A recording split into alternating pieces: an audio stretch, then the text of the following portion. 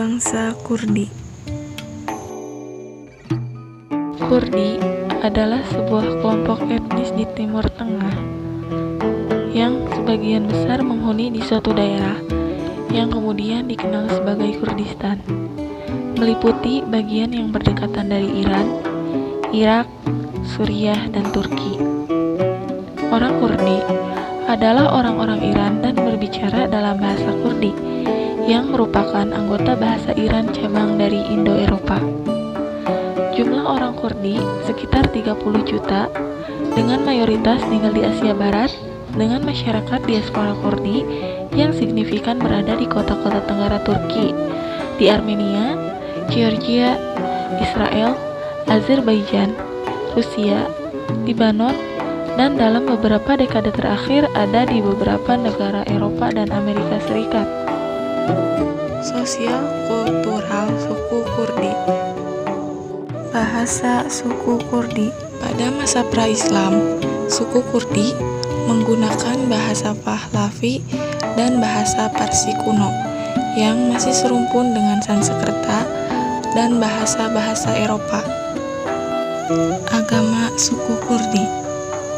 Jauh sebelum masuknya Islam, suku Kurdi menganut agama-agama Parsi kuno seperti Zoroaster, Mitraisme, Manichaeisme, dan Mazdak. Beberapa kuil penyembahan api peninggalan zaman itu masih terdapat sampai sekarang, antara lain di Ganzak, Bijar. Mereka juga sempat dipengaruhi oleh ajaran Yahudi dan Nasrani. Namun demikian, pengaruh agama-agama tersebut hampir semuanya terkikis habis setelah datangnya Islam pada abad ke-7 Masehi. Kondisi geografis suku Kurdi.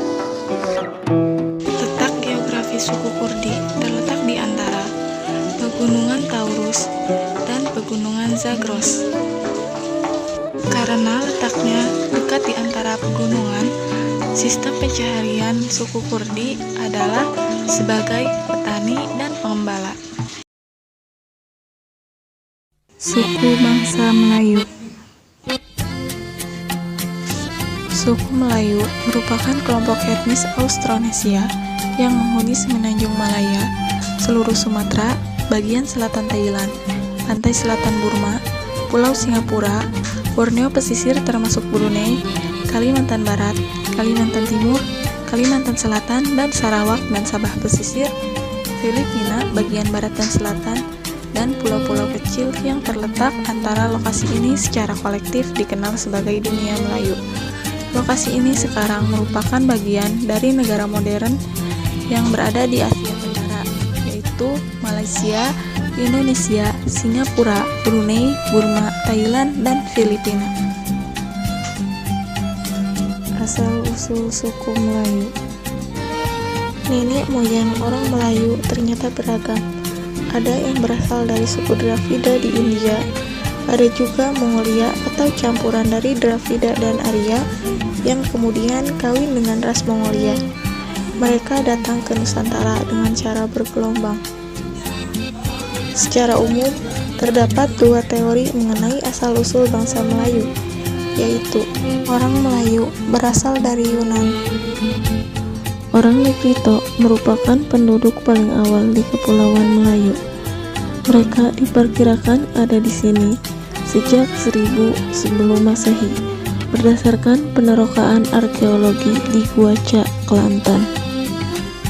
Daripada orang Negrito telah diperturunkan orang Semang yang mempunyai ciri fisik, yaitu berkulit gelap, berambut keriting, bermata bundar, berhidung lebar, berbibir penuh, serta ukuran badan yang pendek.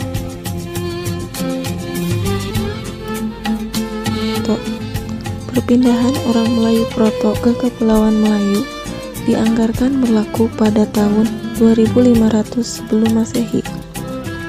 Mereka mempunyai peradaban yang lebih maju daripada orang Negrito, ditandai dengan kemahiran bercocok tanam.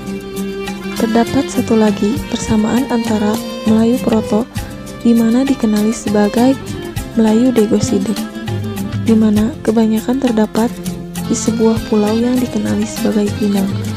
Melayu Degosidek ini mahir dalam bidang lautan tetapi tidak pandai berenang. Adapun yang tergolong ke dalam Melayu tua atau Proto Melayu itu adalah orang Talang Mamak, orang Sakai, dan suku laut.